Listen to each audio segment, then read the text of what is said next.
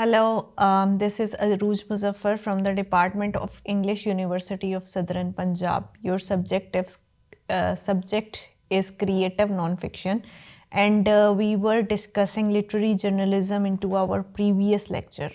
Today's lecture is a connection of literary journalism with South Asian writers. How we are going to discuss that how creative nonfiction, which is abbreviated as CNF, has emerged as one of the most dynamic literary and journalistic forms of 21st century. We are going to discuss that how this non-fictional storytelling stretches back to our memories, travel narratives, and personal essays of earlier centuries, and this new age of digital media, how fast communication and globalized readership has expanded both its scope and its cultural responsibilities. Basically, into our time, creative nonfiction is no longer confined to literary magazines or isolated personal essays. Instead, it functions as a flexible hybrid writing mode that blends factual accuracy with certain ideas and narrative techniques of storytelling. Its expansion into digital news reporting, multimedia journalism, podcasts, online long form writing, and independent magazines culture has basically reshaped how audiences encounter truth. And into our this lecture we will explore how creative nonfiction functions in contemporary context, particularly within journalism and news reporting, and then move into South Asia, where literary journalism has flourished, producing some of the most influential non-fiction voices of global literary landscape. The new age of journalism demands forms that are both factually responsible and narratively compelling. Traditional news writing, which prioritizes brevity, objectivity, and immediacy, is increasingly supplemented or even challenged by narrative journalism, immersive reportage, personal documentaries, and long form investigations. This creative nonfiction enters this space as a bridge between factual reporting and literary craft. It uses dialogue, scene building, character development, and narrative arc without ever sacrificing factual authenticity. And this is the reason that why the writers like John Didison, John McFay, or Truman Capote, who is not basically truly from South Asian background, we are basically going to discuss that how they are becoming our models of storytelling, and their influence can illuminate truth more deeply than straightforward reportage. Like, for example, Capote's work in Cold Blood, he has established that the non-fiction novel demonstrates the journalistic investigation which could be written with the emotional and psychological depth of fiction. And today, online platforms like the New Yorker, the Atlantic, Al Jazeera feature the Guardian's long read, and South Asian outlets like Scroll, The Caravan, Dawn's long form section, and TRT World embrace this blend. In all of these cases, the demand is for writing that provides analysis and context rather than merely conveying the bare facts. And in this digital age, particularly creative nonfiction is reshaping news consumption. Readers are overwhelmed by rapid pace of breaking news, misinformation, algorithm-driven feeds. Narrative journalism is here as a branch of creative nonfiction that responds to this crisis by slowing down the pace of information and insisting on depth, reflection, and human voices. Instead of simply stating what happened, CNF asks, why did it happen? How does it feel? What does it mean within its historical or social context? This is not a departure from truth but a deepening of it. The focus shifts from news events to news experiences, not just the fire but the lives affected, not only the political decisions but the psychology of the people.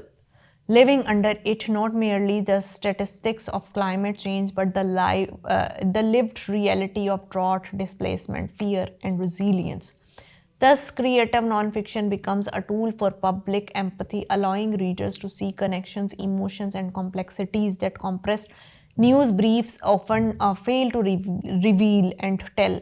Another implication of CNF in contemporary journalism is the emergence of what scholars now call literary documentary writing. This includes narrative podcasts such as serial investigation essays that unfold like short story and multimedia pieces combining text, audio, images, and maps. The story becomes as important as the report, yet accuracy remains central, and this shift also reflects how audiences prefer to learn through stories rather than disembodied information. Basically, this is about the idea that story appeals to human beings more effectively as compared to the news reporting text. So, basically, we are going to discuss that creative nonfiction responds directly to cognitive and emotional realities of reading in the digital era.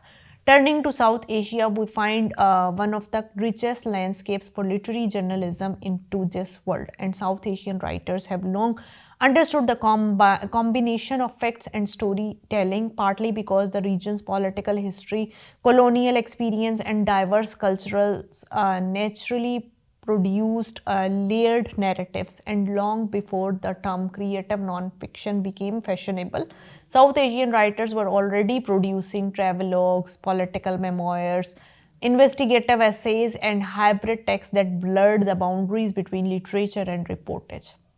The new age only intensified this trend, and today South Asian literary journalism is respected globally for its depth, courage, and stylistic innovation. One of the foundational figures in modern Indian literary journalism is Senath, whose land work everybody loves a good drought, exposed systematic poverty, rural inequality, and government failure through narrative reportage. Senath combines hard investigation with deeply human stories, capturing the voices of marginalized communities with empathy and precision. His writing does not merely document poverty, it contextualizes it historically and emotionally, transforming rural reportage to a literary form. Senath continues to influence young journalists across South Asia, proving that narrative can illuminate structural injustice with greater clarity than statistics alone can do. Another vital figure is Amitav Ghosh, who is known globally as a novelist but equally powerful as an essayist and literary journalist. His works, such as in Antique Land, The Imam, and The Indian, and more recently, The Great Derangement, demonstrate his capacity to merge anthropology, personal narrative, historical research, and political analysis. Ghosh's nonfiction is deeply rooted in storytelling. He structures historical realities as narrative journeys, allowing reader to feel the intimacy of fieldwork while understanding broader cultural and environmental contexts. His writing is perhaps the finest example of creative nonfiction used to illuminate the climate crisis in South Asia, blending memoir, history, travel writing, and investigative research from Pakistan. One of the most influential literary journalists is Muhammad Hanif as well. Though best known for his satirical novels, Hanif's non-fiction includes the essays which are The Guardian, The New York Times, and Dawn. It exemplifies the bite, humor, and political clarity of creative non-fiction. When writing about Balochistan, state violence, or social inequality, Hanif uses a distinctly literary voice. Sharp, ironic, emotionally aware, and grounded in lived realities, his essays show how CNF can unmask power structures while remaining readable, engaging, and deeply human. Another important contributor to Pakistani creative nonfiction is Zahid Hussain, whose works such as Frontline Pakistan and The Scorpion's Tale combine investigative journalism with dramatic narrative. His reports on terrorism, geopolitics, and Pakistan's military landscape, but does so With the pacing of a thriller and a clarity of our novelist, his work is a prime example of how creative nonfiction turns geopolitical events into accessible narratives without compromising factual integrity. In Bangladesh, Tehmeena Anam's non-fictional essays and journalistic writings explore identity, along with migration, family stories, and the memory of the liberation war. Similarly, Sandeep Chakravarti, who is a reportage of now northeast region of India, especially in Highway 39, merges. Uh, he basically merges anthropological observations with narrative flair, revealing stories that often go unreported in mainstream media. These writers emphasize regional specificity, which is with the purpose of ensuring that the reader understands South Asia not as a monolithic block but as a collection of lived realities shaped by geography, culture, and conflict. There are certain magazines as well. The Caravan magazine, for example, New Yorker, and there are certain literary standards that have been built as well, where the techniques like interview, personal observation, political analysis, narrative momentum, these all techniques are used to mention and to represent the realities of creative nonfiction. We must also acknowledge Arundhati Roy, whose nonfiction collections such as Algebra of Infinite Justice, Field Notes on Democracy, and The Ministry of Utmost Happiness, where he uses a fiercely personal, emotional, and morally urgent voice. Roy's nonfiction blends memoir with a political critique, adopting a lyrical yet biting tone that is unmistakably literary. Among all these writers, there are certain US writers as well who have also started following this technique, and American phenomena is also reflected into these critiques as well.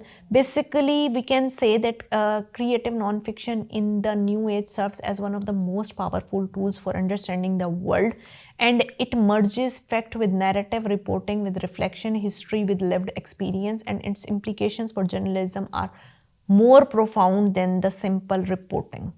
I hope it is understandable for you. Thank you so much.